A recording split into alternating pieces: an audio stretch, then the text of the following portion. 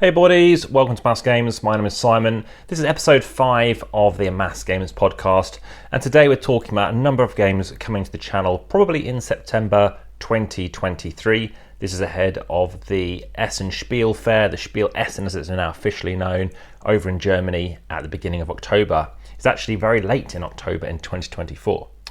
So games that I'm looking forward to opening include Honorim. Now that is the first, or that technically the second and the most prevalent and most well known of the series in the Universe or Oniverse.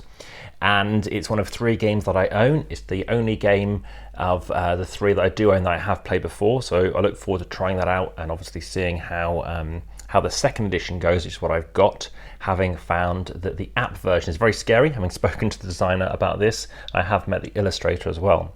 So other games coming to the channel may include a 4X game called Excavation Earth by David Turtsey. I've also played other games by him. You can find a playlist of that over on YouTube. Other games include Good Cop Bad Cop 4th edition, which is coming back onto crowdfunding platforms at some point quite soon. Also, one of the Genius games I'd like to get played, whether it be Cellulose or Genotype. Now I'm looking at both of them right now. I think Genotype is slightly shorter, 45 to 75 minutes, 1 to 5 players, ages 14 plus, very similar to Cellulose, but it's 60 to 90 minutes in terms of duration. Apart from that, other games coming to the channel hopefully soon would be Sky Mines by Alexander Pfister. This is a reimplementation of Mombasa, but set in space, and that's 75 to 150 minutes, 1 to 4 players, ages 12 plus, and that's right in front of me at the same eye level pretty much as me right now. Also Animals Gathering. This is a game by, I think it's known as Wonderful World Board Games, so I want to try out that one too and obviously see how that goes. Now last time I spoke to you about GenCon and actually some of the games that had sold out.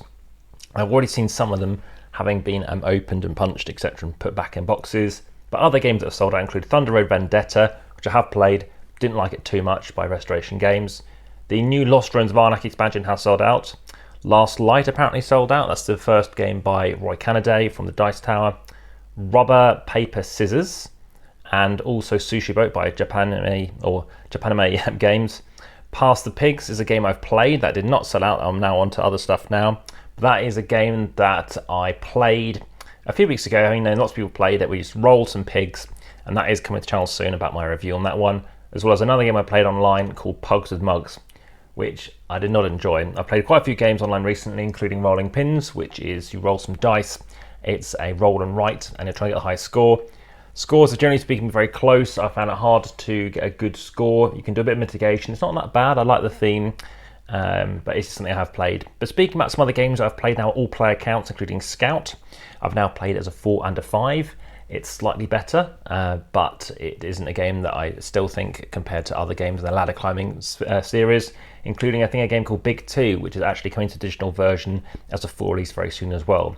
Arvez I've now also played as a 5, and everyone really enjoyed that. That is a game by Play With Us Design, a Taiwanese company. A Room I've now also played as a 3 and a 4. I still very much like it. It's my favourite trick-taking games. And I've finished the first novella in a group by Aconite Games, which do novels about board games in the Legends of the Five Rings trilogy or series.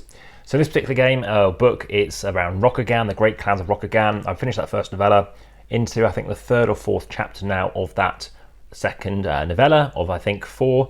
And it's going so good so far. And in terms of games that get featured in there, there is Go. And there's another game I think that might be popping in there, like chess or something like that too. Speaking of chess, there's a new Chinese version of chess, or I think technically Vietnamese, and that is called Commander Chess, which is also on Board Game Arena, as well as Rainforest, which has been very enjoyable to play as well. As for other games I've been playing or have been playing soon, there's more Undaunted Stalingrad. I'm now up to scenario 10, and still very swingy sometimes with the dice. Not by a long shot, I should have won some of those missions, but I've not due to dice. I'll be playing Terracotta Army for the first time as a 4, so you'll find pictures over on Instagram. Obviously, make sure to go to via the descriptions in YouTube, of course, and also via in the podcast. You can also find occasional competitions. They are time sensitive via Linktree, but there is one coming soon. Other games that I'm looking forward to playing as well. There's a game by Bruno Cathala called Mountain Goats, so I'm going to try that out at someone's house. Tomorrow, I'm looking forward to trying out The Witcher, Mosaic, and Heat as well. So some more games that I'm looking forward to trying out, as well as on Monday, which I've yet to decide at time of recording to be on a Saturday. More Dawn to Stalingrad and Angkor to be played on Wednesday. So other games I've been playing, Sagani, which is a Uwe Rosenberg game. It does take a long time, it's very punishing, didn't enjoy it. But Hallertau, I may well get a chance to play by the end of the week. So I look forward to trying out another of Ulver's games. That would be my 32nd games I would have played off his. Line It, I found a bit too simple. We played Axio again. War of Civilizations is a 4X coming to Kickstarter. I like the rulebook so far, but just trying to get people around to playing that one. Fleet the Dice Game 2nd edition, played all of the captains down that modular version that kicks in with the 2nd edition. Haven't enjoyed Colour Flush, and I've also seen some people playing Ticket to Ride Marklin on a very sticky table in a microbrewery with a box just strewn around on the floor with people eating pizza. And in my view, I was thinking, wow, this is a very expensive game to have in such an environment, which is surprising. Also playing Sea Change at numerous player counts, as a 7, as a 6, and as a 5. Dice Man as a 2 and a 3, so tonight I hopefully try it out as a 4. It's a game which has currently just gone live on the YouTube channel, and there's not much mitigation as a 2, so I recommend it as a 3 or a 4. Next Station London, I've finally played actually in person, having played it online. Similar view to having played it online, it wasn't as good as I hoped it would be, unfortunately. Another game, Talon, which is a simpler kind of like space battler. There is a lot of rules, but I can see why some people like it over others in its type. Back to Uwe Rosenberg, I've played Nussfjord for the first time now. Very much a lovely feel. I know it's called Harvestville in Agricola and or Elabora. It's a wonderful game, 7.8 at least, so maybe an 8 out of 10 for me. Very highly rated in my opinion. My average rating did go up to 6.42, it's now dropped down to a 6.38. And lots more games have also arrived recently, so whether or not that's going to improve my rating or not, who knows, but ultimately I'll give every game a shot, but generally speaking I'll look to play games that I am generally keen to play.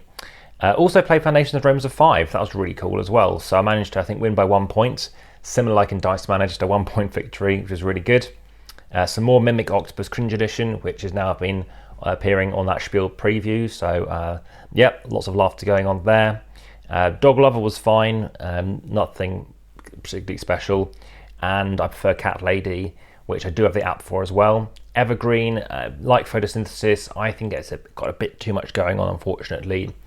I haven't found anyone really liking challenges much compared to the hype it's kind of gained from that Spiel.digital winning award that it got this year. So that really surprised me, considering it's known for that award being about easy to teach, easy to learn, replayability, and I think sort of family friendly. I can see some of those points in there, but generally speaking, that it definitely threw me. I was really surprised.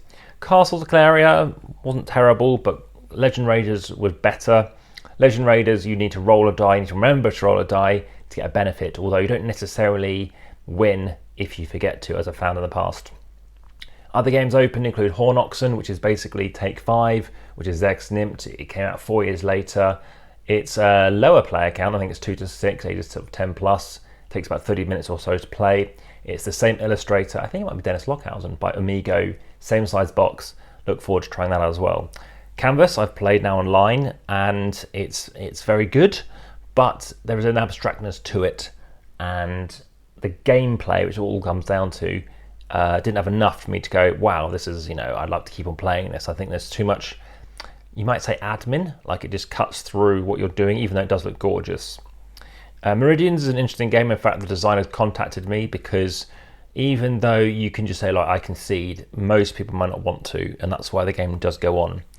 Now, Splashdown, I know the designers. In fact, they got into board gaming through me, and have since signed some games. There is some push luck, so it's better than it was, but not great. And Turncoats isn't a game that I particularly found impressive, which you can find online, and also this kind of King of Siam approach that you can get if you play in person as well.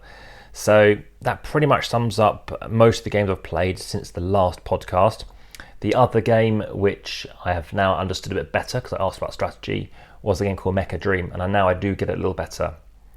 So obviously Spiel isn't far off. I've got my snacks, I've got the bag packed, ready to go from that instance.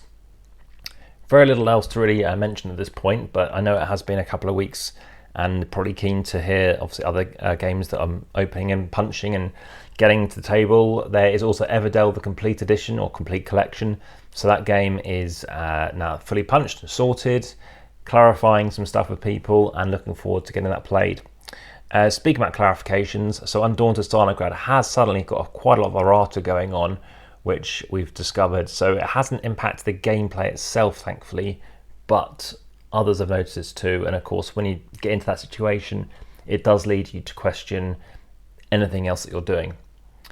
As for the performance, you might say, on YouTube, now 53,000 unique viewers happen to view videos, or at least the channel, over the last 90 days. Now, back in COVID times, there were 68,000 unique users a month, or I think actually every 4 weeks.